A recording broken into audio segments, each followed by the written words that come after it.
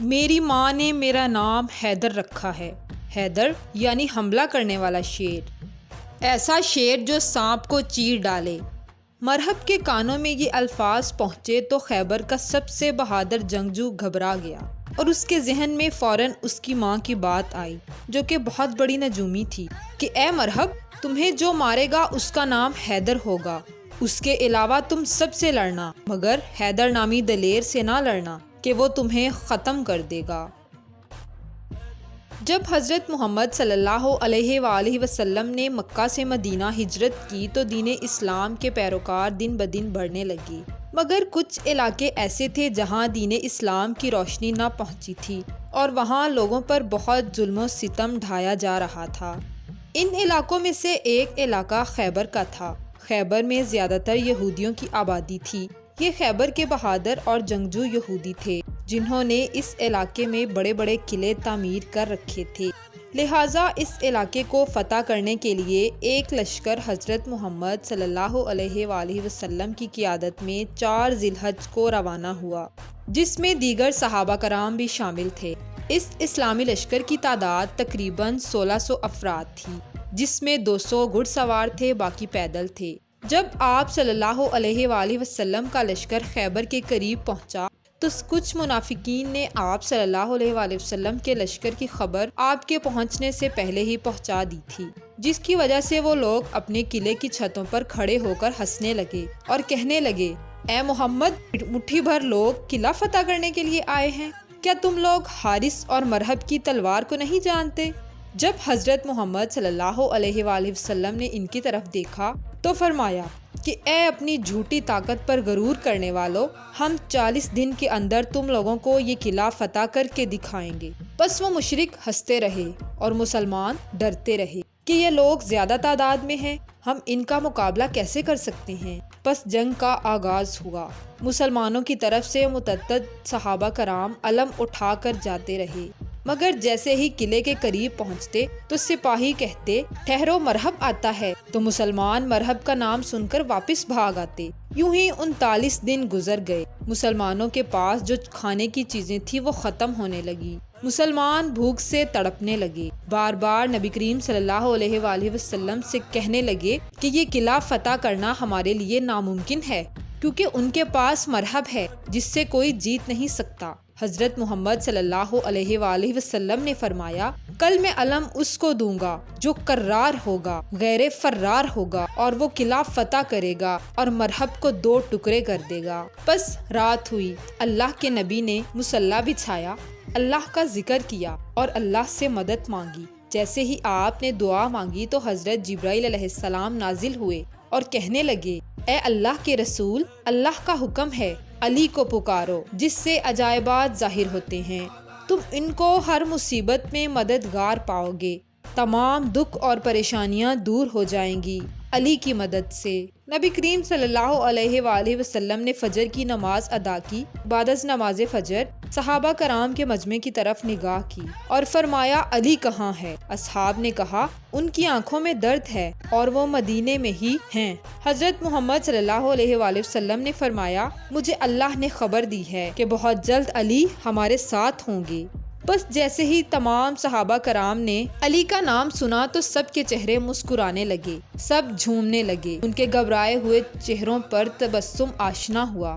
ابھی سب جھوم ہی رہے تھے کہ حضرت علی علیہ السلام حضرت محمد صلی اللہ علیہ وآلہ وسلم کی خدمت میں حاضر ہوئے اور فرمانے لگے، اے میرے مولا، کیا حکم ہے اپنے اس غلام کے لیے؟ نبی کریم صلی اللہ علیہ وآلہ وسلم مسکرائے اور حضرت علی کی طرف دیکھا۔ حضرت علی کی آنکھیں شدید درد میں مبتلا تھیں۔ حضرت محمد صلی اللہ علیہ وآلہ وسلم نے اپنا لعاب دہن لگایا۔ حضرت علی علیہ السلام کی آنکھیں شفایاب ہو گئیں۔ حضرت محمد صلی اللہ علیہ وآلہ وسلم نے اپنے ہاتھ میں علم لیا اور حضرت علی کے ہاتھوں میں دیا اور کہا، جاؤ اے علی، خیبر کا قلعہ فتح کر کے آؤ۔ حضرت علی علیہ السلام نے اپنے ہاتھوں میں علم بلند کیا اور خیبر کی قلعے کی طرف گئے، فرمانے لگے، لا الہ الا اللہ محمد رسول اللہ۔ وہ مشرکین قلعے سے دیکھ کر کہنے لگے کہ اے نوجوان، کیوں اپنی موت کو بلاتا ہے؟ جا، چلا جا، تجھ سے پہلے بھی بہت سے آئے مگر مرحب کا نام سن کر بھاگ گئے۔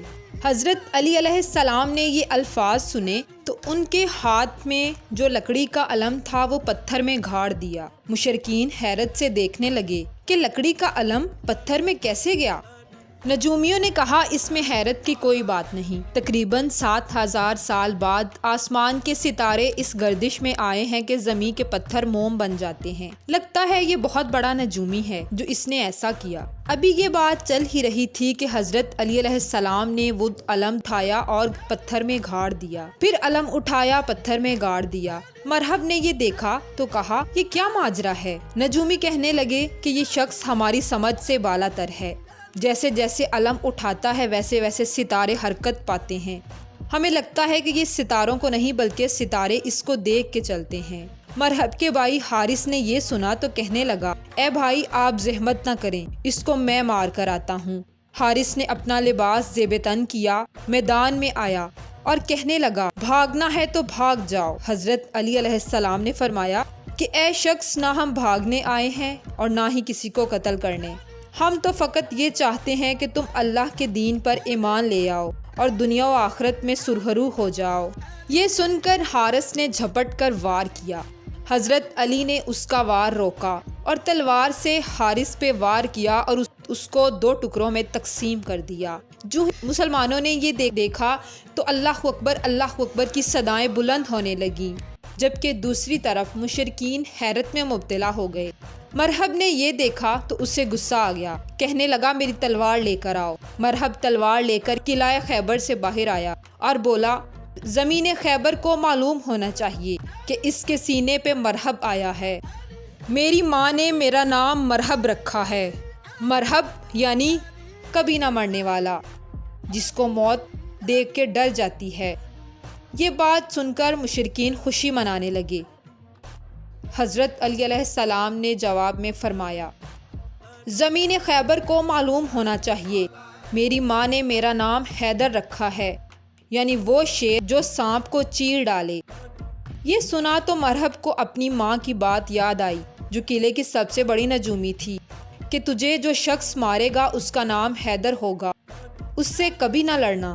قلعے پر کھڑے لوگ شور مچانے لگے، مرحب اسے مار دو، مرحب اسے مار دو۔